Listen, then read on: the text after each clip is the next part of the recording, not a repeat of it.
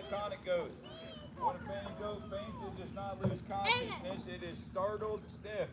So they'll be walking along and maybe a balloon's floating by and they haven't seen one before, and then they're like, and then they tip over, fall down. And then 15 seconds later, they jump back up and they're back to normal.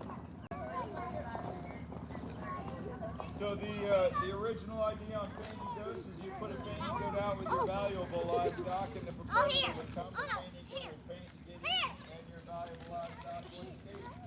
But these days, so many people are so in love with fainting goats that they themselves are the valuable livestock, so you just get a dog. The next goats out here are all Nigerian dwarfs. Most of them are less than a year old. The next ones out here are sheep. I don't know if y'all have ever seen how much wool comes off of a single sheep in a single year, but I'll show you a picture right here. That is the white sheep in 1 year. Did it? Oh no! Oh no, just say that again. Yeah, crazy amount of wool, right? That is 1 sheep, 1 year. So the first year I had animals out here to shear, I went to Tractor Supply, and I spent $250 on the most expensive set of shears they sold. And I came home and commenced to shearing animals. And it took me 3.5 hours to shear the very patient llama Cusco. So the second year I hired it done, I was going to make a video series of how someone that knows what they're doing shears animals.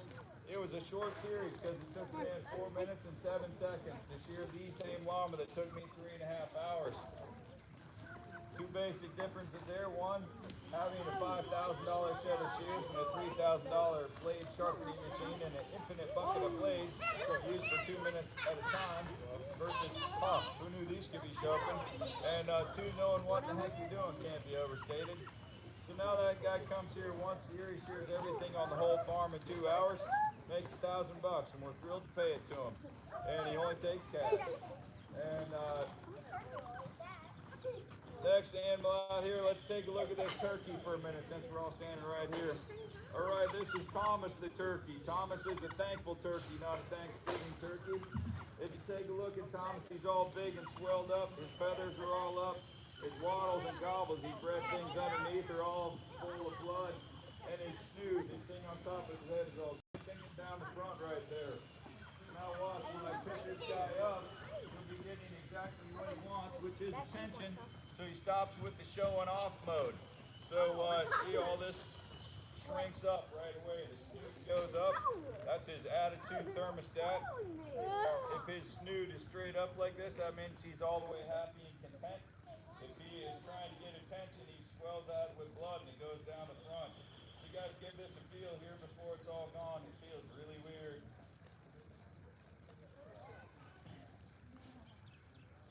If you guys are staying on the farm, this guy does fly. He shows up at campfires at night. And please don't feed him s'mores. When you get marshmallows in his feathers, it is a pain. But he is flying around to wherever all the people are because he wants the attention. So feel that right there if you didn't yet.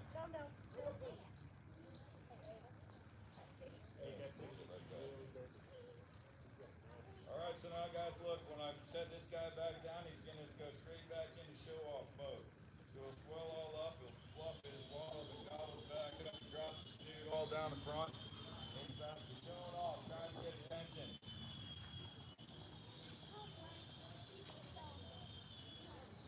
This guy is a baby alpaca. His name is Fox in Socks because he's got the big old socks.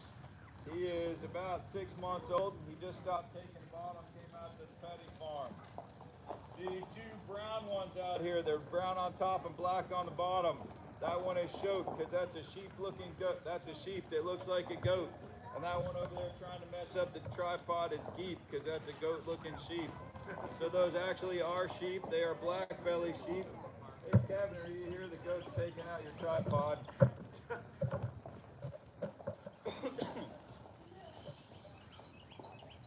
Kevin, the goat is working on your tripod here.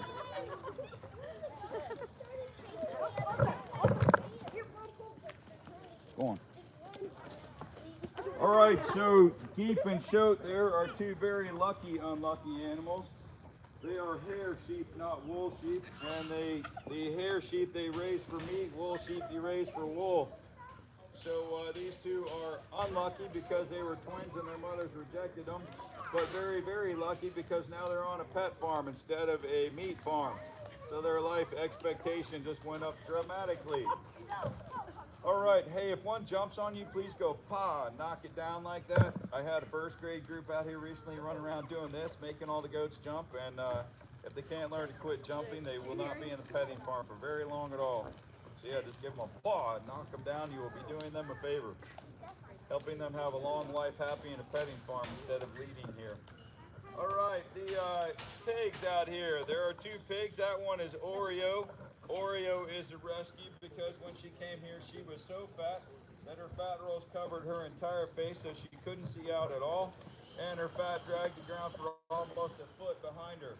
The reason she was so fat is the people that had her before us better nothing but cheated because they were her favorite. And so that pig was the beginning of the gate system. So the pigs get pig food, and sheep get sheep food, the goats get goat food, and so on around. So every animal gets a proper food and a proper amount for their diet. This pig has lost right at 100 pounds since it came here and regained its sight and its mobility. So that's a success.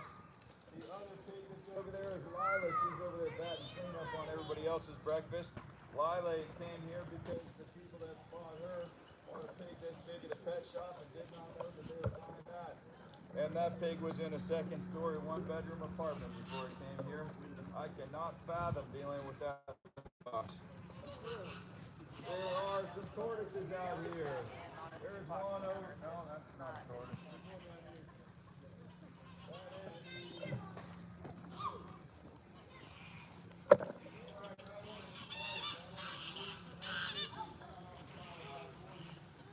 That is the calls lights on her indicates severe malnourishment.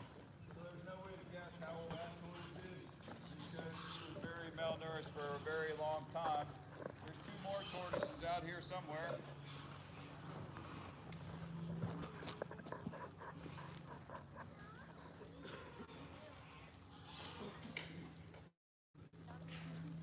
Hey everybody, we were just out with the farm tour, which is just one of the awesome encounters that we do here.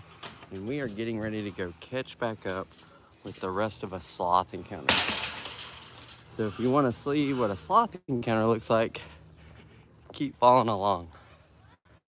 We're live here at a Coe Riverside farm, and we have over 150 animals, including sloths, kangaroos, llamas, and alpacas. It's such an awesome place to come hang out.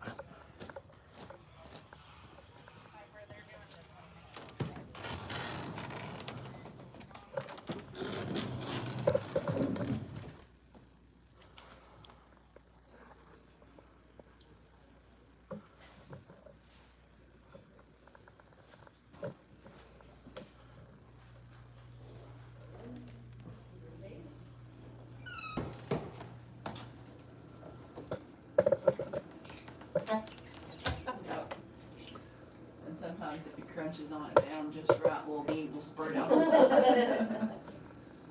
He loves his green beans.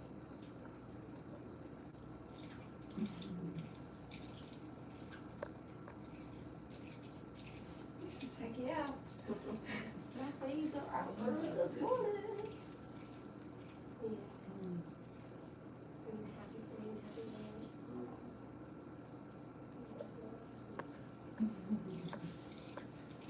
And we had gotten a Walmart delivery the other day, and somebody brought some different kind of green beans, like the ones that you freshly pick out of a garden or something. I guess it came from Walmart. I don't know. They're in there. They're real thick, big green beans. Yeah. And he does not like those. You offer him those, he tries it and then just spits it right back out. He said, I'm like, Yeah, they can always tell. And you know, after they sit in the fridge for a little while, they'll start to get kind of that little film over them. He cannot stand that whatsoever. Even if you wash it off. Who can? Well, that's true too. Yeah. Even if you wash it off, he still knows that it's on there. He does not want it. What do you think, bud? Not that one? Not that one either, okay. That one's better. Yeah.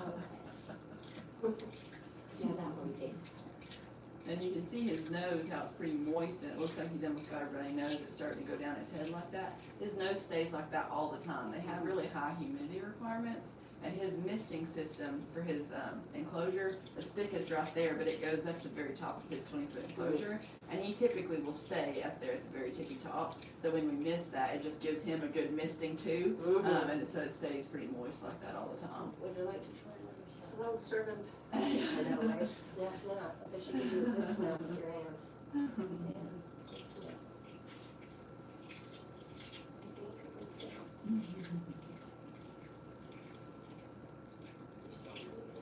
They are so amazing.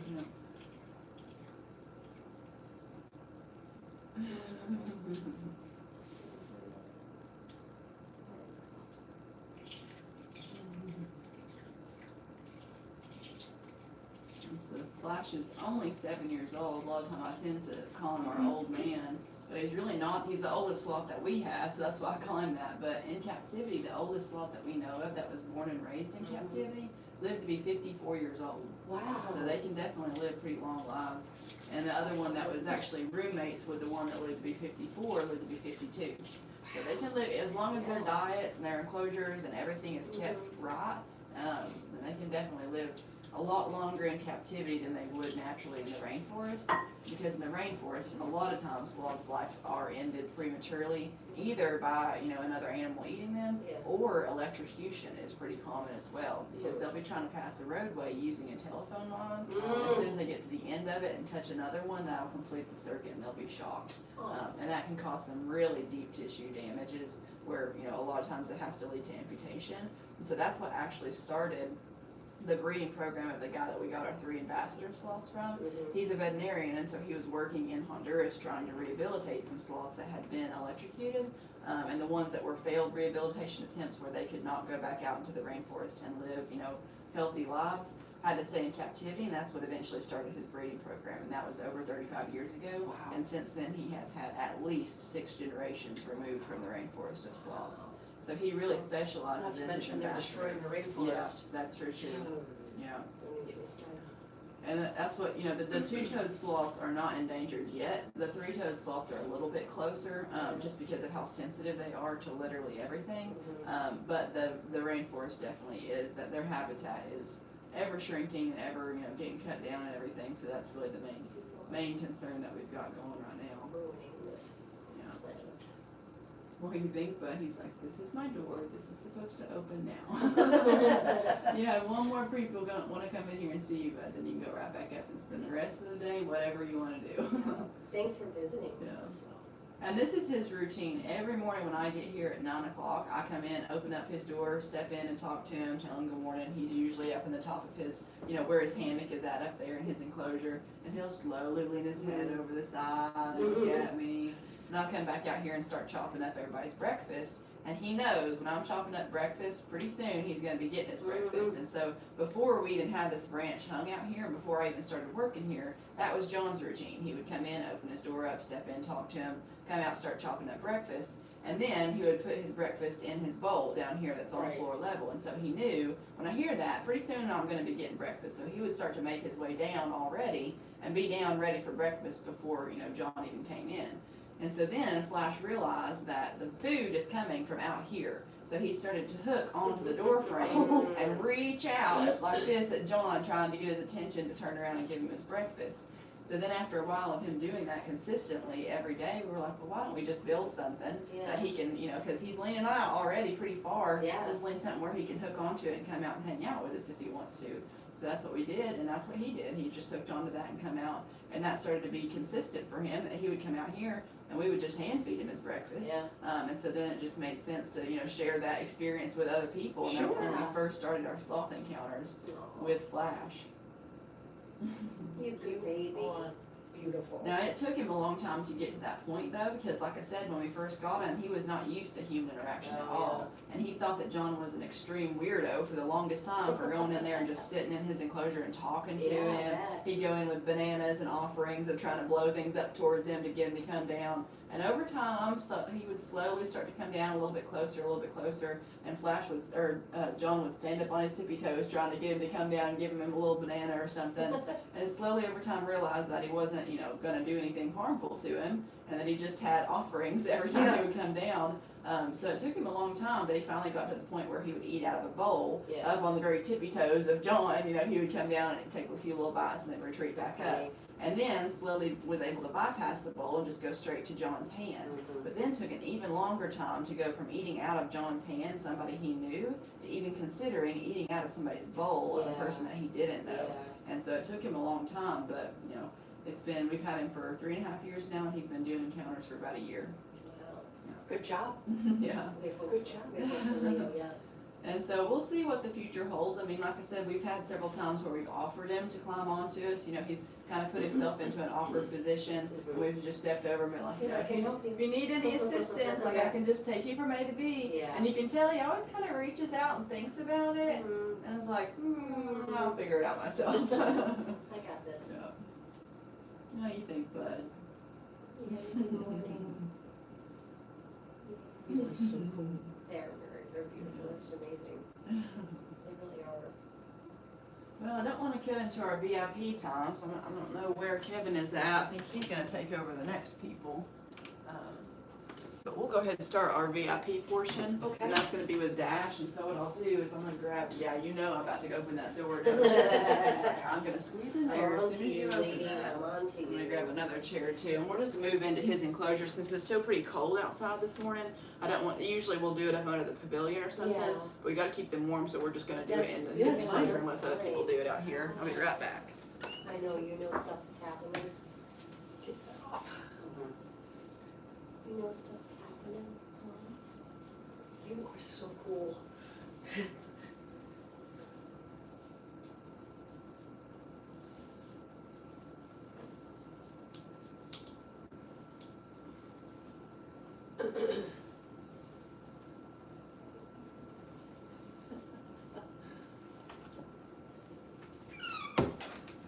Hey, bud.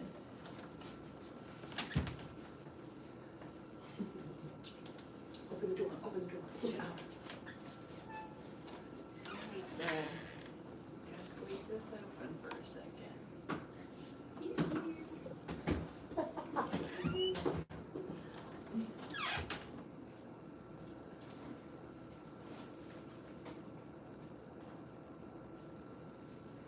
I'm coming.